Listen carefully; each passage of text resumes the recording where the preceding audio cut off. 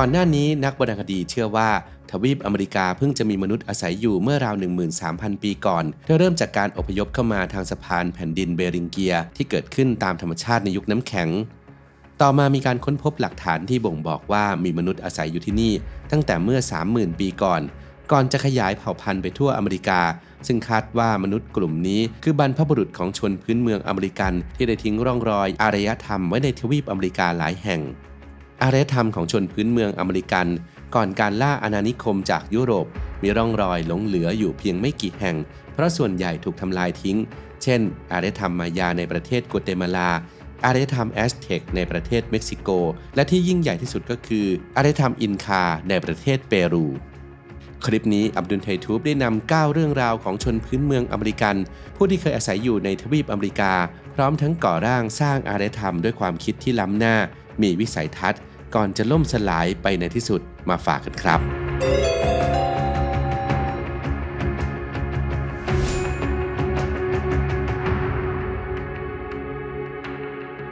งานรายได้ดีท่องเที่ยวฟรีรอบโลกทำงาน3ปีมีเงินเก็บเป็นล้านอยากเรียนทำงานเรือสำราญนึกถึงเรามารุโชติพร้อมปั้นคุณสู่มืออาชีพระดับสากลหลักสูตร F&B Service Inter โปรแกรมเรียน3เดือนฝึกงานโรงแรม3เดือนเพียงคุณมุ่งมั่นเราพร้อมผลักดัน 1. วัดสันเบรกเก่าแก่กว่าพีระมิดแห่งกิซ่าจากการศึกษาทางโบราณคดีทำให้เชื่อกันว่าอารยธรรมซูเมเรียนในดินแดนเมโสโปเตเมียเป็นแหล่งอารยธรรมที่เก่าแก่ที่สุดในโลกตามมาด้วยอารยธรรมลุ่มแม่น้ำสินธุและอารยธรรมอียิปต์บริเวณที่ราบลุ่มแม่น้ำไนล์แต่ที่น่าสนใจคือมีสิ่งปลูกสร้างที่พบในทวีปอเมริกาหลายแห่งเก่าแก่กว่าสิ่งก่อสร้างในอารยธรรมแรกๆของโลกวัดสันเบรกเป็นโบราณสถานที่ประกอบไปด้วยเนินดินขนาดใหญ่มีลักษณะคล้ายกับงูเลื้อยไปมามีความยาวจากหัวไปถึงหางที่ขดเป็นเกลียวประมาณ400 เมตรตั้งอยู่ที่รัฐลุยเซียนาในสหรัฐอเมริกาคาดว่าสร้างขึ้นราว 3,500 ปีก่อนคริสตกาลซึ่งถือว่าเก่าแก่ยิ่งกว่าพีระมิดแห่งกิซ่าที่สร้างขึ้นราว 2,530 ปีก่อนคริสตกาลลักษณะพิเศษของวัดสันเบรกคือในวันคริสต์มายันหรือวันที่ช่วงเวลากลางวันยาวนานที่สุดในรอบปีเป็นวันที่ปากของงูหันหน้าตรงกับพระอาทิตย์ตกพอดีอีกทั้งส่วนคดโค้งของลำตัวงูหลายจุดก็ตรงกับตำแหน่งการขึ้นและตกของพระอาทิตย์นักโบราณคดีเชื่อว่าเนินดินแห่งนี้สร้างขึ้นโดยชนพื้นเมืองอเมริกันผู้ที่มีความเชี่ยวชาญด้านสถาปนิกและดาราศาสตร์สร้างความประหลาดใจให้แก่ผู้พบเห็นโดยเฉพาะนักประวัติศาสตร์ที่สงสัยว่าวัตถุประสงค์ที่แท้จริงคืออะไรแต่อย่างน้อยก็สามารถเป็นหลักฐานยืนยันได้ครับว่ามีมนุษย์เคยอาศัยอยู่ในทวีปอเมริกาในช่วงเวลาอย่างน้อย 3,500 ปีก่อนคริสตกาลอีกทั้งยังเป็นผู้รอบรู้มีความคิดล้ำหน้าและเชื่อในเรื่องของการเคลื่อนที่ของดวงดาว 2. คาโฮเกียมัลส์เคยเป็นที่ตั้งของวัฒนธรรมโบราณที่มีความซับซ้อนคาโฮเกียมัลส์เป็นลักษณะของเนินดินขนาดใหญ่ที่เคยเป็นฐานของสิ่งก่อสร้างมาก่อนและนับเป็นร่องรอยของอารยธรรมอันยิ่งใหญ่และซับซ้อนที่สุดในอเมริกาเหนือก่อนการล่าอาณานิคมตั้งอยู่ใกล้กับเมืองเซนต์หลุยส์ในรัฐมิสซูรีของสหรัฐสร้างขึ้นเมื่อปี 600 ถึง 1350 แสดงให้เห็นถึงอดีตอันแสนรุ่งเรืองของอาณาจักรโบราณในฐานะศูนย์กลางเมืองที่ใหญ่ที่สุดในทวีปอเมริกาเหนือทั้งในด้านศาสนาวัฒนธรรม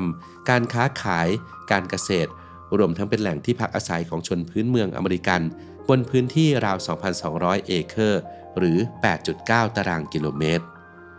ชื่อดังเดิมของเมืองนี้ยังคงเป็นปริศนาพอๆกับผู้อาศัยกลุ่มแรกที่หายตัวไปอย่างลึกลับแต่นับตั้งแต่ชนเผ่าคาโฮเกียเข้ามาอาศัยในบริเวณนี้ในช่วงใกล้ศตวรรษที่ 19 ทำให้เมืองแห่งนี้ได้รับการขนานนามตามชื่อของคาโฮเกีย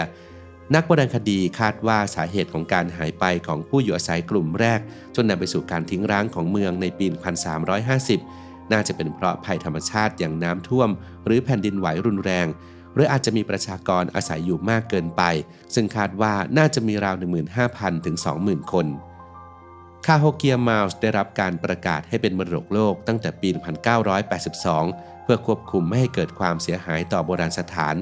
และคาดกันว่ายังมีหลักฐานทางโบราณคดีอื่นๆที่รอการค้นพบอยู่อีกมาก 3. ผู้วางรากฐานการเกษตรแบบ3พี่น้อง ราว 2,100 ปีก่อนคริสตกาลชนพื้นเมืองอเมริกันเริ่มรู้จักการปลูกข้าวโพดจนกลายเป็นพืชหลักก่อนจะพัฒนาแนวทางมาสู่การทำการเกษตรแบบยั่งยืนอันเป็นรากฐานมาจนถึงปัจจุบันการเกษตรของชนพื้นเมืองอเมริกันมีแนวทางการปลูกพืชด้วยความเข้าใจอันลึกซึ้งที่เรียกว่าการเกษตร3พี่น้องหรือ Three Sisters of Agriculture ซึ่งหมายถึงการปลูกพืช3ชนิดไว้ในพื้นที่เดียวกันได้แก่ข้าวโพดถั่วและสควอชหรือพืชจำพวกฟักทองหรือน้ำเต้าสายพันธุ์ต่างๆพืช3ชนิดนี้จะคอยปกป้องและบำรุงซึ่งกันและกันในระหว่างการเจริญเติบโตแล้วให้ผลผลิตงอกงามแก่ผู้เพาะปลูกโดยจะปลูกข้าวโพดเป็นลำดับแรกตามมาด้วยถั่วซึ่งต้นจะเจริญเติบโตเลื้อยพันรอบต้นข้าวโพดจากนั้นจึงปลูกสควอชเป็นลำดับสุดท้ายเพื่อให้ใบคอยบังรากของถั่วและข้าวโพดการเกษตรแบบ3พี่น้องไม่ได้เป็นเพียงแค่วิธีการปลูกพืชแต่ยังเป็นส่วนหนึ่งของวัฒนธรรมของชนพื้นเมืองอเมริกันซึ่งการปลูกและเก็บเกี่ยวจะทำโดยกลุ่มผู้หญิงที่กลายมาเป็นตัวละครหลักในนิทานและพิธีกรรมต่างๆเช่นสำหรับชนพื้นเมืองอิโรครัวสชนพื้นเมืองกลุ่มแรกของอเมริกาเหนือมีความเชื่อว่าพืช3พี่น้องคือผู้ที่ค้ำจุนร่างกายและจิตวิญญาณเป็นพืชแห่งชีวิตอันน่าอัศจรรย์ที่พระเจ้าประทานมาให้เป็นของขวัญ4. หลักการ7ชั่วอายุคนหลักการ7ชั่วอายุคนหรือหลักการรุ่นที่7มีต้นกำเนิดมาจากชนพื้นเมืองอเมริกันเป็นแนวทางที่นำมาใช้ในช่วงเวลาที่ต้องตัดสินใจทำบางสิ่งบางอย่างเพื่อให้คำนึงถึงผลกระทบที่จะเกิดขึ้นกับประชากรรุ่นที่7หรือลูกหลานรุ่นที่7ในอนาคตเสมอเป็นหลักการที่สอดคล้องกับการให้คุณค่าทางวัฒนธรรมของชนพื้นเมืองอเมริกันที่แสดงให้เห็นว่าความต้องการโดยรวมของชุมชนมีความสำคัญมากกว่าความต้องการของบุคคลหรือชนกลุ่มน้อยรวมทั้งผู้คนในพื้นที่มีหน้าที่เป็นผู้พิทักษ์ปกปักรักษามากกว่าการเป็นเจ้าของชนพื้นเมืองอเมริกันมีความเข้าใจว่าโลกคือสิ่งมีชีวิตรวมทั้งเป็นส่วนหนึ่งของชุมชนอย่างไม่อาจแยกจากกันการคำนึงถึงผลกระทบที่มีต่อโลกไม่ว่าจะเป็นสัตว์พืชแม่น้ำภูเขาท้องฟ้าสายลมและแสงแดดก็ไม่ต่างกันกับการคำนึงถึงผลกระทบที่มีต่อลูกหลานในอนาคตซึ่งในเวลาต่อมาหลักการ7ชั่วอายุคนของชนพื้นเมืองอเมริกันได้มีการนำมาปรับใช้ในการปกครอง 5. เข้าใจความเสมอภาคทางเพศสังคมแบบมีส่วนร่วมเป็นสังคมที่เปิดโอกาสให้ประชาชนทุกคนมีส่วนร่วมในกระบวนการตัดสินใจต่างๆไม่ว่าจะเป็นการถอดถอนหรือการเสนอร่างกฎหมายไฮวัตท่าเป็นผู้นำชนพื้นเมืองผู้ก่อตั้งสมาพันธรัฐอิโรครัวสที่ประกอบไปด้วย6ชาติหรือ6ชนเผ่าพื้นเมืองอเมริกันที่มีความหลากหลายเป้าหมายเพื่อให้เกิดสันติภาพในสังคมเป็นสมาพันธ์ที่ทรงอิทธิพลมากที่สุดแห่งหนึ่งในประวัติศาสตร์ชนพื้นเมืองอเมริกันสมาพันธรัฐอิโรครัวสมีการจัดตั้งสภาที่ใช้เป็นต้นแบบของระบอบประชาธิปไตยเปิดโอกาสให้ประชาชนทุกคนเสนอความเห็นแม้กระทั่งเสียงของผู้หญิงก็มีน้ำหนักและเป็นส่วนสำคัญของกระบวนการตัดสินใจซึ่งในช่วงเวลาดังกล่าวสมาพันธ์อิโรครัวสได้รับการชื่นชมว่ามีความก้าวหน้าในการปกครองเป็นอย่างมากแนวคิดของสมาพันธ์มีการนำมาประยุกต์ใช้ในการปกครองสมัยใหม่โดยเฉพาะเรื่องสิทธิสตรีในสหรัฐอเมริกาที่มักกล่าวถึงความเท่าเทียมทางเพศของชนพื้นเมืองอเมริกัน 6. ตำนานแผ่นดินบนหลังเต่า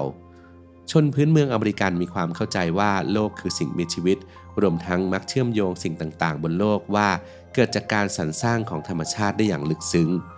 ชนพื้นเมืองอเมริกันมีด้วยกันมากกว่า 1,000 ชนเผ่าซึ่งแต่ละชนเผ่ามีเรื่องราวที่แตกต่างกันออกไปเกี่ยวกับดินแดนที่ตนเองอาศัยแต่ส่วนใหญ่มีเรื่องที่เชื่อมโยงกับสัตว์มีกระดองและอายุยืนยาวอย่างเต่าว่าเป็นสัญลักษณ์แห่งชีวิตและโลกใบนี้ตามตำนานปรำปราของชาวโอจิเปชนพื้นเมืองที่อาศัยอยู่ทางตอนใต้ของประเทศแคนาดาเล่าว่าเมื่อนานแล้วโลกเกิดน้ำท่วมครั้งใหญ่เพราะพระผู้สร้างต้องการชำระล้างความบาดหมางที่เกิดขึ้นบนโลกของมนุษย์ให้หมดจดและมีสัตว์เพียงไม่กี่ชนิดที่รอดชีวิตมาได้นาดาบุชบรรพบุรุษผู้สร้างในตำนานขอให้สัตว์ต่างๆดำลงไปใต้น้ำเพื่อขนเอาดินขึ้นมาสร้างเป็นผืนแผ่นดินบนโลกขึ้นมาใหม่อีกครั้งไม่มีสัตว์ตัวใดทำสำเร็จยกเว้นเพียงตัวสุดท้ายที่ดำลงไปก็คือหนูมัสแครตแต่เมื่อขึ้นมาถึงผิวน้ำมันกลับหมดแรงและขาดใจตายแต่ทว่าที่อุ้งเท้าของมันเต็มไปด้วยดินเหนียวมากมายนาดาบุชจึงนำดินในอุ้งเท้าของหนูมาถมไว้บนหลังของเต่าจนเกิดเป็นแผ่นดินบนหลังเต่าให้มนุษย์ได้อยู่อาศัยซึ่งก็คือทวีปอเมริกานั่นเอง ด้วยความเชื่อที่ผูกพันโลกไว้กับธรรมชาติอย่างแนบแน่นเป็นเหตุทำให้ชนพื้นเมืองอเมริกันอยู่กับธรรมชาติได้อย่างนอบน้อมเกื้อกูลไม่ทำลายกันเอง 7. การบังคับโยกย้ายชนพื้นเมืองอเมริกันศตวรรษที่ 15 คือช่วงเวลาที่ชาติต่างๆในยุโรปออกล่าอาณานิคมภายหลังจากการสำรวจพบดินแดนใหม่ของคริสโตเฟอร์โคลัมบัสดินแดนของชนพื้นเมืองอเมริกันค่อยๆถูกบุกรุกและเกิดการสู้รบกันมาอย่างต่อเนื่องจนมีหลายชีวิตที่ต้องสูญเสียทั้งจากการต่อสู้และโรคระบาดที่มาพร้อมกับชาวยุโรปดินแดนอันอุดมสมบูรณ์ของอเมริกาที่มีชนพื้นเมืองอาศัยอยู่มาอย่างยาวนานด้วยแนวคิดของการเป็นหนึ่งเดียวกันกับธรรมชาติเป็นที่หมายปองของชาวยุโรปมีชาวยุโรปเข้ามาตั้งถิ่นฐานในแผ่นดินอเมริกาจำนวนมากซึ่งในตอนแรกชนพื้นเมืองก็ให้การต้อนรับด้วยความยินดี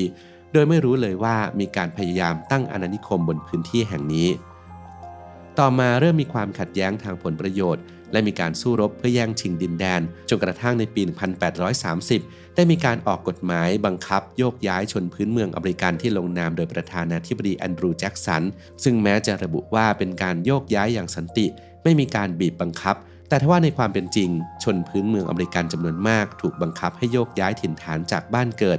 ผ่านเส้นทางที่เรียกว่า The Trail of Tears หรือเส้นทางแห่งทานน้ำตาไปยังพื้นที่ที่ทางการจัดเตรียมไว้เป็นระยะทางไกลทำให้ต้องเสียชีวิตระหว่างการเดินทางอพยพที่ยากลำบากและเสียชีวิตจากการสู้รบที่เกิดขึ้นอย่างดุเดือดเป็นเวลานานมีการทำสนธิสัญญามากมายเพื่อเป็นข้อตกลงในการตั้งถิ่นฐานระหว่างรัฐบาลสหรัฐกับชนพื้นเมืองอเมริกันมีรายละเอียดที่สำคัญเช่นการจ่ายค่าที่ดินด้วยผ้าห่มเสื้อผ้าของใช้ที่เป็นประโยชน์แทนเงินการยุติการก่อสงครามระหว่างกันยกเลิกการบังคับนำคนไปเป็นทาสและจัดหาโรงเรียนให้แก่เด็กๆชนพื้นเมืองอเมริกันซึ่งในเวลาต่อมาทางการสหรัฐให้คำมั่นสัญญาว่าจะคืนที่ดินให้แก่ชนพื้นเมืองอเมริกันอย่างไรก็ตามหลังลงนามในทางปฏิบัติแล้วชนพื้นเมืองถูกขับไล่เข็นฆ่าและกลายเป็นชนกลุ่มน้อยในดินแดนมาตุภูมิผ่านไป100 กว่าปีกว่าชนพื้นเมืองอเมริกันจะได้ยินคำขอโทษอย่างเป็นทางการจากผู้รุกรานโดยในปี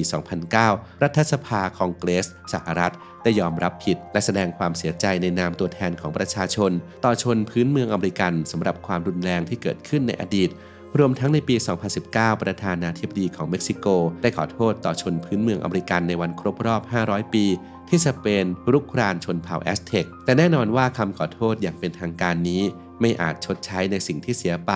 ทั้งหลายล้านชีวิตที่จากไปตลอดจนวัฒนธรรมเอกลักษณ์ของชนเผ่าที่มีประวัติศาสตร์อันยาวนานปัจจุบันยังมีชนพื้นเมืองอเมริกันที่เหลืออยู่อาศัยอยู่ในเขตสงวนที่เรียกว่า Indian Reservation ที่มีอยู่กว่า 300 แห่งในสหรัฐอเมริกาซึ่งจากรายงานพบว่ากว่า 70% มีชีวิตความเป็นอยู่ต่ำกว่าเกณฑ์มาตรฐานส่วนใหญ่เป็นประชากรที่มีฐานะยากจน